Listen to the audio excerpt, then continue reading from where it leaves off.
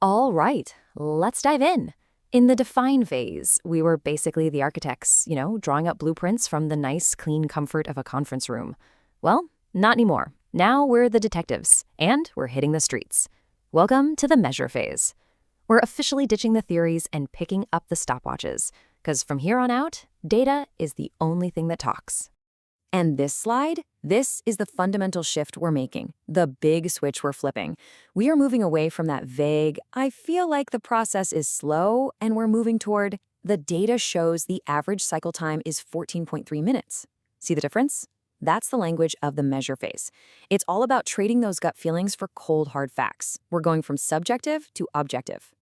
And this right here is our core mission. Look, every project starts with a theory, right? A hunch about what's broken.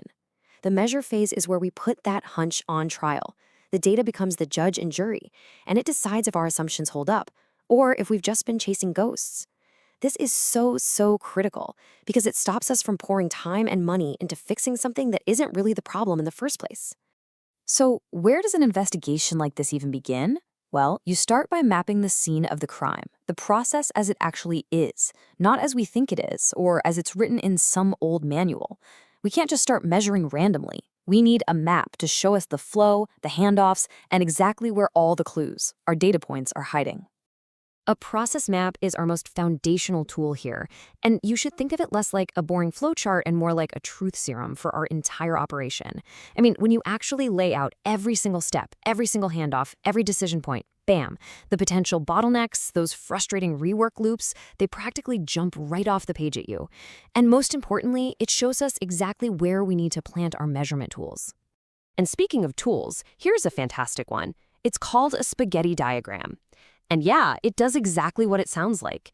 It traces the physical movement in a process. Imagine trying to track a patient's chart in a doctor's office. You might think it goes in a nice, straight line, but when you actually trace its path, you often get this chaotic mess of lines that looks just like a plate of spaghetti. And that mess reveals all the wasted motion and poor layout that nobody even realized was happening. Okay, next critical step. We've mapped the process, and we know where to measure. But what if our tools are wrong? I mean, a detective wouldn't use a contaminated test kit, would they? In the exact same way, we can't collect data until we verify our rulers. And this is something called measurement system analysis, or MSA for short. This is the question we absolutely have to ask ourselves. Is our measurement system lying to us? Because if it is, all the data we're about to collect isn't just useless, it's dangerous. It's a false lead that's going to send our entire investigation down a dead-end street. So how do we do this? Well, it really boils down to 3 simple steps. First, you identify your tool, your gauge. Let's just say it's a digital scale. Second, you calibrate it. You check it against a known standard, like a set of certified weights, to make sure it's reading correctly. And third, you confirm it's both accurate and precise. Now, accuracy means it's close to the real value. It's hitting the bullseye. And precision means it gives you the same result over and over again. It's hitting the same spot every time. You absolutely need both. Only then can you actually trust what that tool is telling you. Okay, with our tools finally verified, it's time for the legwork. And let's be real, this is often the toughest, most grueling part of the measure phase. It's all about getting your hands dirty, collecting that raw, unbiased evidence, whether that means digging through databases, clicking a stopwatch on the factory floor, or manually counting defects. This is where the investigation gets real. Now, I have to warn you about a huge pitfall here. On the left, you see something called judgment sampling. That's when a manager says, hey, just grab me a few typical examples. And what happens? People subconsciously pick their best work. This gives you this beautiful, rosy data that completely hides the real problem. On the right, you have statistically valid sampling using random or systematic methods that give you the truth, warts and all. The key takeaway here? Judgment sampling feels easy, but trust me, it's a trap that will absolutely sabotage your project. After all that hard work, the mapping, verifying the tools, the painstaking data collection, we finally arrive at the big payoff. It's time to establish the baseline. This is our smoking gun. This is the undeniable, data-driven proof of exactly how our process is performing today, right now. The baseline is, well, it's everything. It's the starting line for our race. It's the before photo in a transformation story.